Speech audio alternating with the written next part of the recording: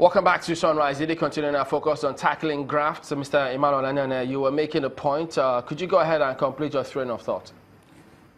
Yeah, thank you, Chamberlain, once again. As I was saying, the Attorney General pretended to have set up a committee to coordinate prosecution in Nigeria. That is apparent breach of constitutional provision, because there is a principle in law, delegatus non potens delegare.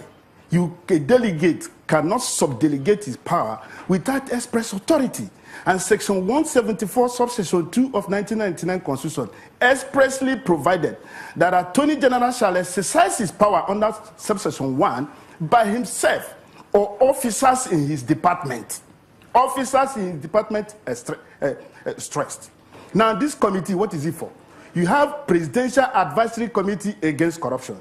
The question I want to ask that committee is, what manner of advice have they given Mr. President in view of the fact that all the high-profile cases have been lost? Then you have essay to President on prosecution. You have ICPC, you have EFCC.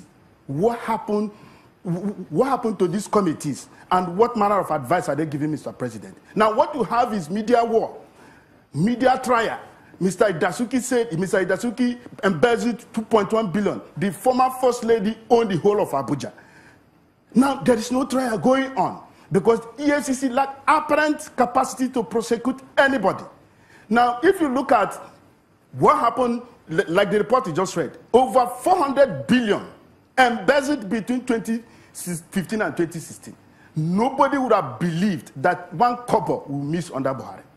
Now, what happened to the new sheriff in town? The tempo of war against corruption has died down. Nigerians have lost interest because they are not prosecuting the people they should prosecute. The people who should have a field day in court are not being prosecuted. Now, if you make allegation in the newspaper, at the end of the day, the trial will fall like pack of cards, because there is no serious investigation, there is no clinical investigation, and it will fail. Now, let me agitate your mind again. If you say this government is fighting corruption, why would government set up a committee to investigate corruption? Look at the chairman of EFCC. The DSS made allegation against him, mind-boggling allegation, that is not fit to hold that office. All right, Mr. Anene, just asking question. We'll come back to that point. Pick up the report from this? Just hold on a minute. We'll come back to that point. You know, you've said a lot, so I need Mr. Ferrer to respond. Let me conclude, Chamberlain. Let me conclude. Now to my guest, to my colleague here. He have all this committee helping Mr. President to fight corruption. Why is the fortune of the president as far as war against corruption is dwindling? Why is he scoring them 60%? Let me get to him. So let's get him to respond. Just hang on. Enemies. Hold your thought a minute. Mr. Ferrer, he spoke directly about that committee, the validity of that committee. How do you respond to that? Yes, I think, you know, it's very common with Nigerians to make aspersions on things they don't know. I mean, I wouldn't want trying to be very modest. I think my colleague should have been able to look at the terms of reference of that committee. And if he had done that, he wouldn't have said all that he has said. Because that committee was set up to advise the Attorney General and help in the prosecution of high-profile cases. And incidentally, perhaps my colleague is not seized of the fact that the committee is being chaired by the Attorney General. So whatever is done within the preview and the powers given to the Attorney General, and nothing outside that, because the power rests with the Attorney General. And he is the chair of that committee. I will ask kindly my colleague, when he leaves here, to take time. I will oblige him a copy of the terms of reference of that committee. And perhaps that will guide him in such remarks he makes next time when he comes in public. On the issue of how much the government has done in fighting corruption in Nigeria, I'm rather very surprised that my colleague will cast so much aspersions and score so low this government. When I said 60%, I was only trying to be very modest. Prior to this time, we all know quite well in Nigeria that corruption was part of us. No one cared what anyone did in office in enriching himself. We were all out there to, we glorified corruption in Nigeria. We gave titles and all kinds of accolades to corrupt persons, perhaps based on the use of corrupt funds derived from illegal sources. They were able to amass so much wealth and build so much houses, open so many companies, and bought so many cars, and even some instances married so many wives.